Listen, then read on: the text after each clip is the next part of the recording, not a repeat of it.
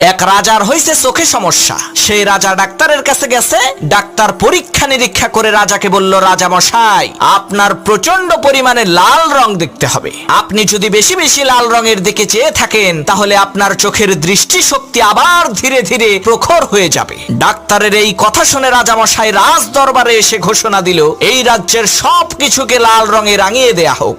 রাজার ঘোষণা অনুযায়ী রাজমহল সহ রাজমহলের সমস্ত ফার্নিচার এবং আসবাবপত্রের রং লাল করে ফেলা হলো। কিছুদিন পর সত্যি সত্যি রাজার চোখ ভালো হয়ে গেল। এ কারণে রাজা খুশি হয়ে সেই ডাক্তারকে রাজমহলে আমন্ত্রণ করলো। রাজমহলে ঢুকে ডাক্তার বলল, মাশাআল্লাহ, এ রাজমহলের সবকিছু লাল কেন?